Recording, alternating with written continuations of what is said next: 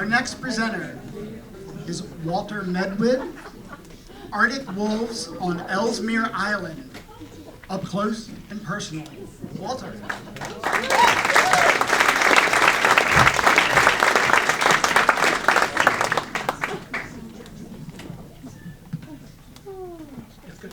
Thank you, Chris.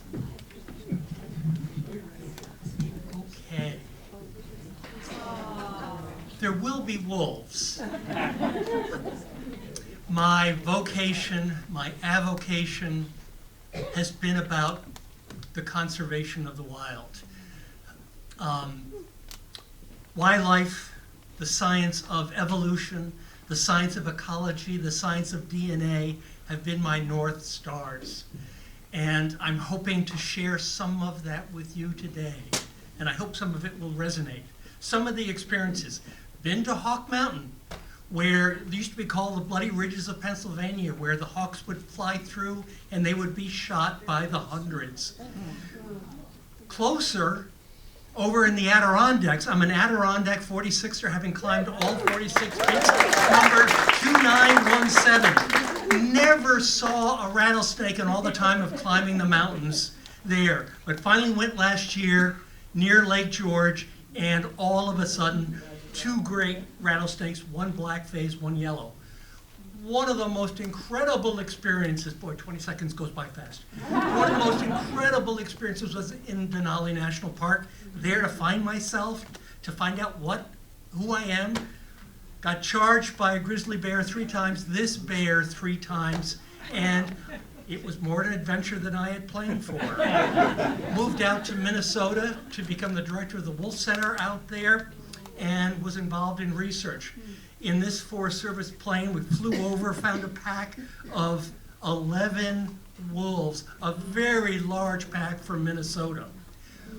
One of the more powerful journeys was to be in Hinton, Alberta, Canada, to bring the wolves back to Yellowstone that had been absent for 60 years. Our national parks are great things, but making sure that all of the species that are there. And so being a part of this grand experiment in 1995 that would restore our magnificent park to have all of the creatures. And we now know that these wolves have had dramatic impacts on the landscape. But to be in that garage with those wolves, and all of a sudden, one would pop its head up, one would drop down, another head would pop up. You say, is this gonna be okay? But it was all okay. And to see the plane leave for the States was remarkable. Perhaps the most incredible experience was going to Ellesmere Island, Canada's largest, third largest island, way up there. If I had a pointer, I guess I can do it. This is the old-fashioned way. Right up there is where Ellesmere Island National Park is. The hat, I got it with me. You think about the high Arctic being sort of a barren place, but actually it is full of life. And just a remarkable landscape that just resonates.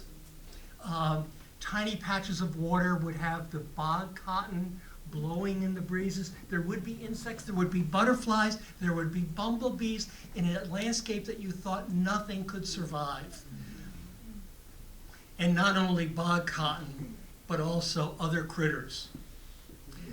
Musk oxen, and again, this is where the wolves come in terms of one of the primary prey species. And you can see here when we encountered them, they started to go into that circle, that defensive circle, to make sure that they could thwart any predator.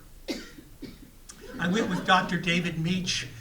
If you've read anything about wolves, you know Dave Meach.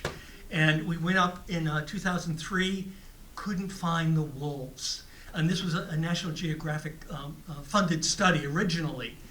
Went back with Dave 2 years later.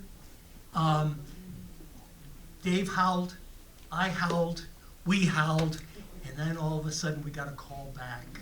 And I was on the ATV that you saw and saying, is this a good idea or not? But we had a pack of 6 wolves that came to us. They knew Dave and over that 18-year studies.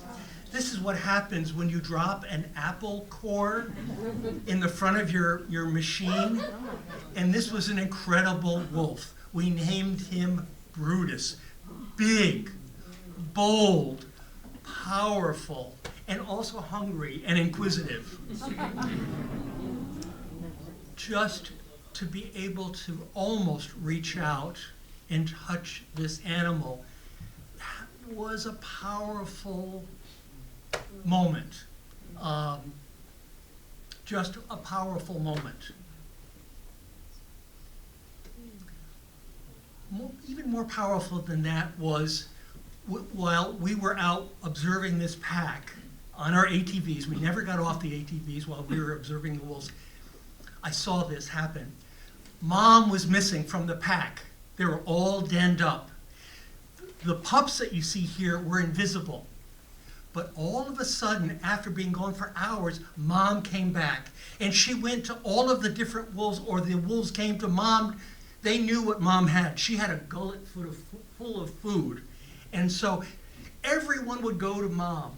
They want some of that food. Mom was, no, I will not do that. And she was looking and looking and looking, trying to find the pups. Finally, she found the pups hidden in the grass, and then she regurgitated. If you look at this one wolf, you can see that it's got a good chunk, and its muzzle all of a sudden was red. But the thing that was amazing was that she was so intent on making sure that the right customer got the meat. So I'll finish up. It's forever changed the way I think about an animal. The determination that Mom had to feed those pups was just powerful. She was just so fixated on it. Shoot. There's a bill in the Senate right now that will modernize Vermont's wildlife governance. And the last thing that I want to do, because I can't do it without this hat, is to, we cannot end a wolf program without a howl. So join me.